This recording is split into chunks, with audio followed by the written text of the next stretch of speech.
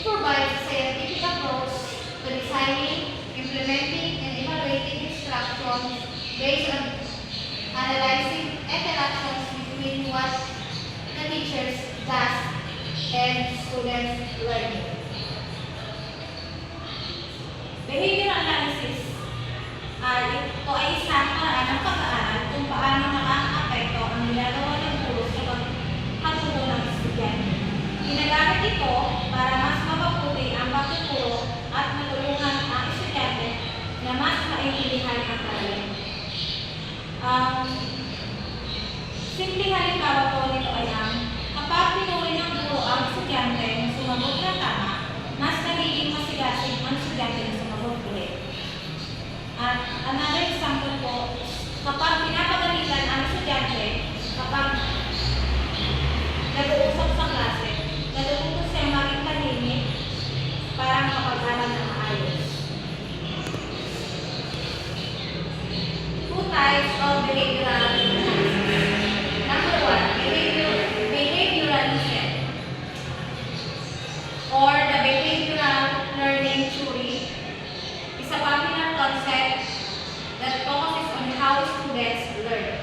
Behavioralism focuses on the idea that all behaviors are learned through interaction with the environment and says that the innate or inherited factor have very little influence on behavior.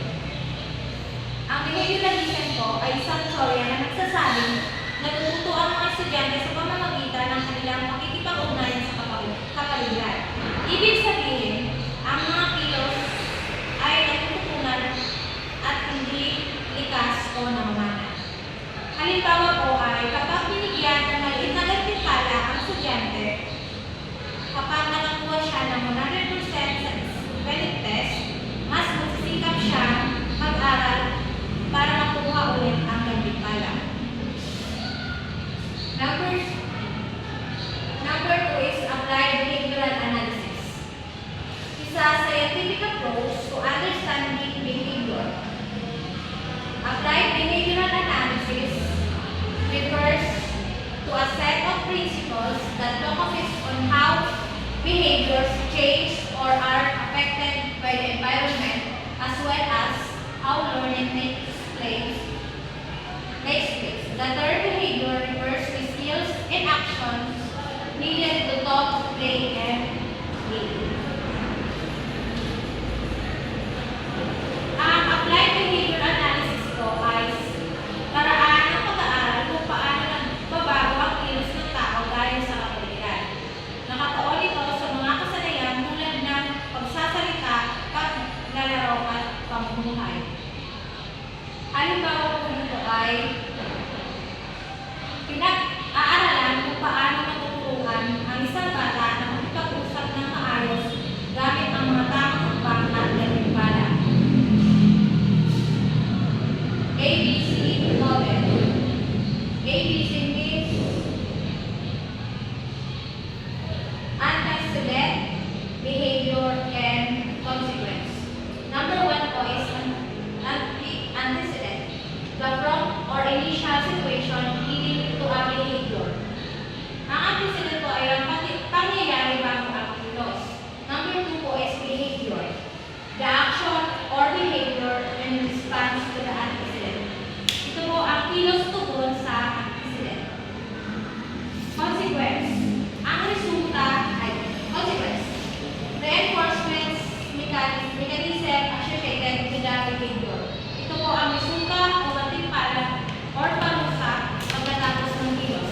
Halimbawa po ng antecedent is tinawag ng guro ang pangalan ng estudyante. Magiging ang behavior niya po ay sasagot ang estudyante. And then ang magiging consequence po niyan ay pupuriin ng guro ang estudyante. Morning students, I am here, the reporter for this day. My topic is all about Gestalt theory insight learning. So Gestalt psychology, according to the Gestalt psychologists, notably Max Quadermayer, 1880 to 1943, Wolfgang Klär, 1887 1967, certain features in visual perceptions are universal. We can say that they are initiate, they don't have to be taught. So dito, example,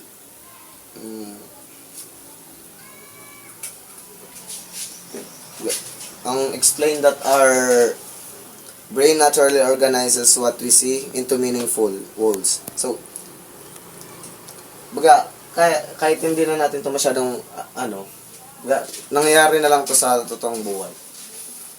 Kusang nangyayari. So, next, Gestalt theory purposes that we see by forming insight and dark object edges and contours into a whole image without thinking about it. The statements, the whole is different from the sum of its parts, some of the way we recognize figures and whole forms instead of just a collection, simple lines, curves, and shapes. So, sinasabi dito, kahit, example, sa face, may makita ka lang sa image na kilay or nose and eyes. So, na parang sa pag ng utak mo, nakikita mo na agad yung face niya. So, yan yung dito sa Gestalt. So, the whole is different from the sum of its parts. Although this famous logo for the Worldwide Federation is really just a collecting of shapes, we make sense of it through the Gestalt principle of figure, ground and closure, main concept, the learning takes place through insight.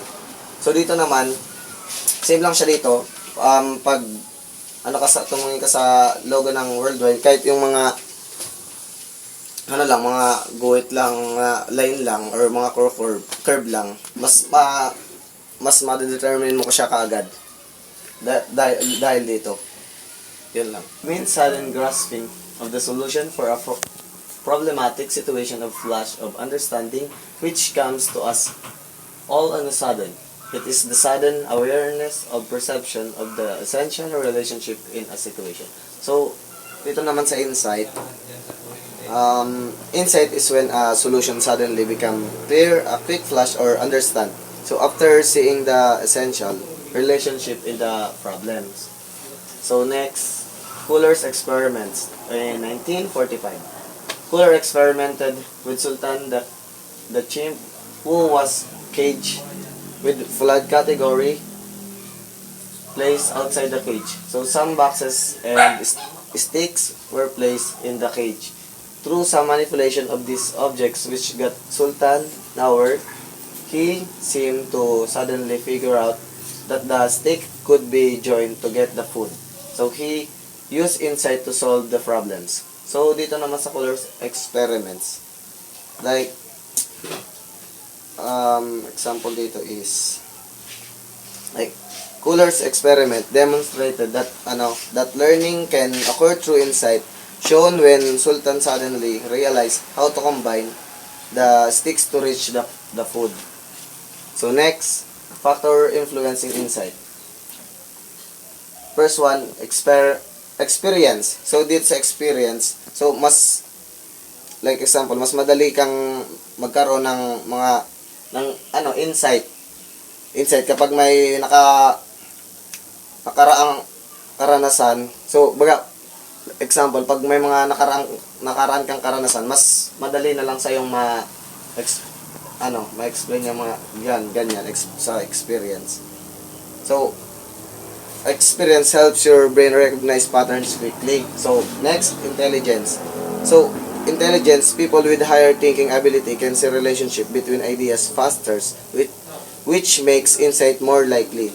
So next, learning situation. Learning situation, the environment affects insight. Quiet, clear, and organized situation helps you think better and see the solution. So next, initial efforts. So initial efforts, trying different ways. First, even if they fail, helps the brain understand the problem. These first attempts prepare your mind for the aha moment. So next, repetition and generalization. So the last, like example, kapag paulit-ulit mong na-encounter ang problem, so mas madali mong mahanap yung solution And generalization means you apply a solution from one situation to another similar one. Ngayon lang, dito sa factor influence insight. So next, law of similarity. The law of similarities captures the ideas that when we look at objects that are similar to each other, we tend to group them together. We are prone to notice matching shapes, colors, and forms, as opposed to looking for what isn't similar. Our brains quickly identify patterns faster than the separate parts of the pattern. So this is the example. This is circle and square. So sinasabi dito, states that when objects look alike, our brain is automatically group them together. Instead of seeing them as a separate items, we notice their matching shapes, colors, or forms. So, kahit siya mga naka-alternate na position, kaya mas madali mo siyang ma-identify dahil sa law of similarity. Mas madali siyang ma-identify. Like sa dito, puro circle, puro square and circle, square, rather, etc. So next, law of proximity. The law of proximity is a Gestalt principle that states that elements that are closer together are perceived as being more related than elements that are further apart. This principle applies to all types of visual elements, including shape, lines, colors, and text. So this is the example before and after. So dito naman is states that objects that are close to each other are seen as belonging together even if they look different. Their distance makes our brain group them as one set. So this applies to shape, lines, colors, and even text. Anything placed near each other will be perceived as related. So next, closure. The principle of closure that we tends to closure the open edges of figures to make the stimulus configurations complete. So dito naman, the law of closure states that when we see an image with missing lines or often gaps, our brains naturally fills in the blanks to complete the figure. Even the shape is incomplete, we still perceive it as a whole finished image because our So, law of closure, the principle of closure that we tends to closure the open edges of a figure to make the stimulus configuration complete. This is the example. And so, for the law of closure, states that when we see an image with missing lines or open gaps, our brain naturally fills in the blanks to complete the figure. Even if the shape is incomplete, we still perceive it as a whole. The last, law of continuity. The law states that we link individuals' elements so that they form continuous patterns that make sense to us. So this is the example. Looks like this and not like this. So this is the principle and examples.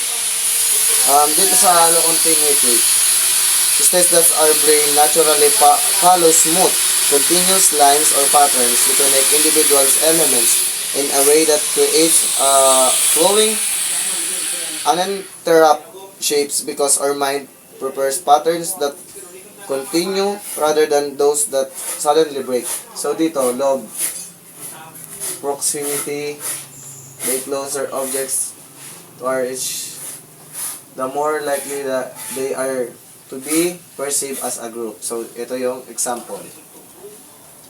So, thank you. Ma'am, dito na nagtatapos ang aking report. Sorry, maingay kasi may nagtatrabaho. Our topic for today is experiential learning tool. What is experiential learning?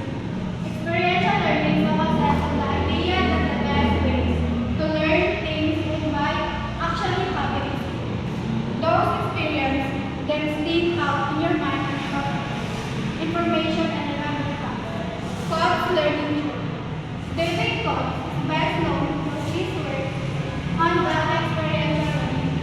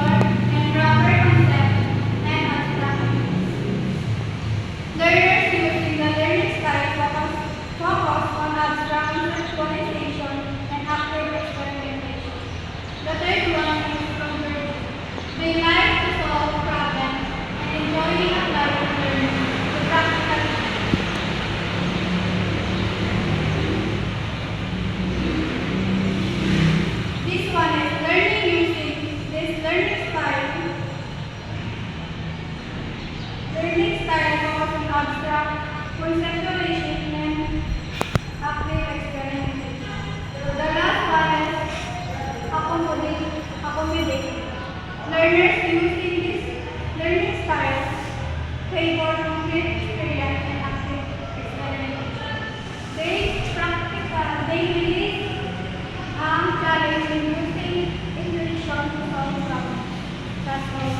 Current research and pedagogical application. The contribution of behavioral theories of learning to education by Sophie Casonde et al. The paper focuses on behavioral theories of learning. The theory of behaviors concentrates on the study on overt behaviors that can be observed and measured. Some key founding fathers of behaviorist theory such as Pavlov, Thorndike, and Watson and Skinner are given their deserved attention in the paper. In terms of Pavlov, discussion centers on his best-known work on classical conditioning or stimulus substitution. Recognition is also granted to Thorndike's application of methods of exact science to educational problems by emphasizing his accurate quantitative treatment of information. It will be shown that Watson employed Pavlov's ideas in some of his works. The premises of behavioristic psychology proposes that all behavior is established through stimulus response, association through conditioning, like Pavlov, Watson, and Thorndike. It will be shown that Skinner believed in the stimulus response pattern of conditioned behavior and complete ignore the possibility of any processes occurring in the mind. His behavioristic insight of the principles of the operant conditioning in social institution of which education is not exemption are also explored. Among the major contributions the theory of behaviorists has made to education are provision of behavioral objectives to the instructional process, the importance of creation of favorable environments for learning, the enhancement of behavior modification technique to the educational process, as behavioral teaching methodology, the control of the learning environment through the right use of behavioral reinforcement technique, the teaching of lessons content that is more like lifelike, and the restoration of self-esteem is in maladjusted children in academic context. Topic is all about safety and security in the learning environment. So what is learning environment? Learning environment is the setting, condition, and atmosphere in which learning takes place. It includes everything that affects all students learn physically, socially, emotionally, and intellectually. So learning environment, this is where the student learns. Learning environment have five types: physical environment, social environment, emotional or psychological environment, instructional or academic environment, and digital environment. So safety and security in the learning environment. Number one is physical safety. Physical safety ensures that the learning space is free from hazard and support the well-being of all learners. So physical safety is a fundamental human need and is crucial for overall well-being. Number two, emotional and psychological safety.